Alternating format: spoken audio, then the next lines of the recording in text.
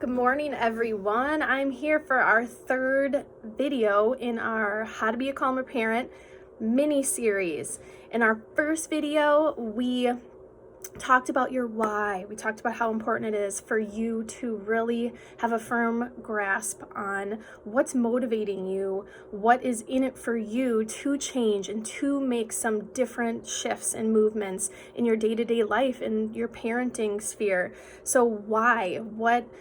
What's driving you? In the second video, we talked about exploring your triggers, which behaviors really seem to activate your emotions more quickly than others, which situations during the day with your child, what behaviors are your child engaging in that really seem to kind of tip the scales to where you're feeling like you're not in control of your reaction all the time.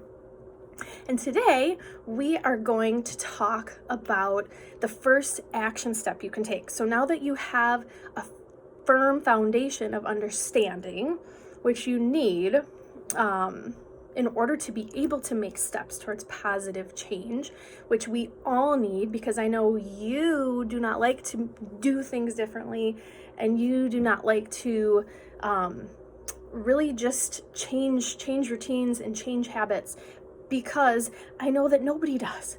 And here's the thing, it's really hard to do.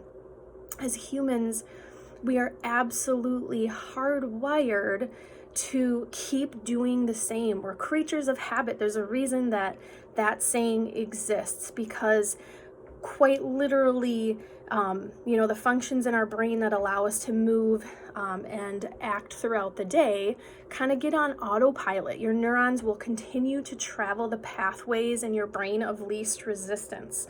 So change is hard. Change is also changing your behavior, changing your actions is the only way that things will get better and that you will be able to make progress in becoming more calm with your child every day.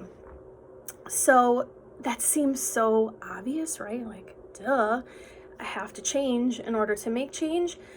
But so frequently we like to think about change and wish for change, but not actually do the stuff and do the work and make the shifts and really redirect our neurons into a new pathway. So we are going to get you started with that process, which is really exciting, today. So here's what we're going to do. So your challenge for the next few days, I'm going to check back in again, and the fourth video will be at the end of this week. But for today, what I want you to do is I want you to pick, in our last video, you honed in on your triggers, what situations, what behaviors are super activating to you. I want you to choose one thing.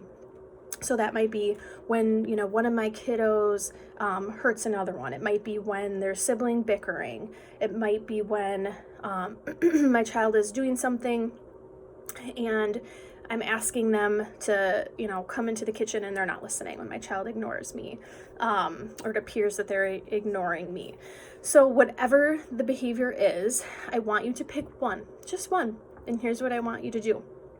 I want you to do a little technique that's called pressing the pause button. So what you're going to do is you're going to start out your day in the same way that we've been talking about doing. And that means that you take a few minutes to yourself to really set your intentions for the day, to just stop the doing, get in touch with your thinking brain.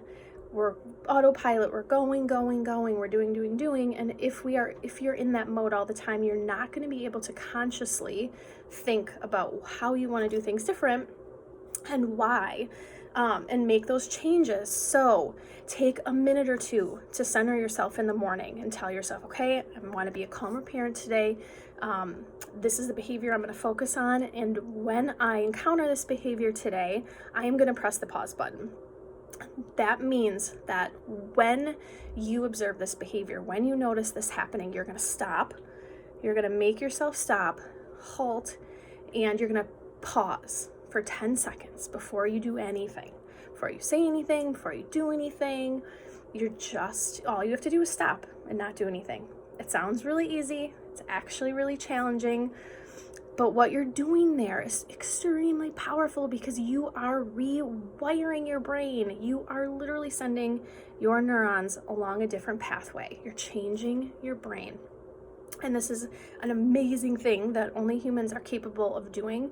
But with conscious thought and with intention, you can push pause, you can count to 10. And I guarantee you that what follows that, your response and your actions are going to be very different than what they were, yesterday or last week. If you're not taking that time to pause. In that pause is the space of possibility of you, responding to your child's behavior, responding and observing the need underneath the behavior instead of reacting to it from those triggers and from all of those things that are elicited from your past, that are associated with those behaviors, but really don't help at all in the equation of your day-to-day life and responding to them.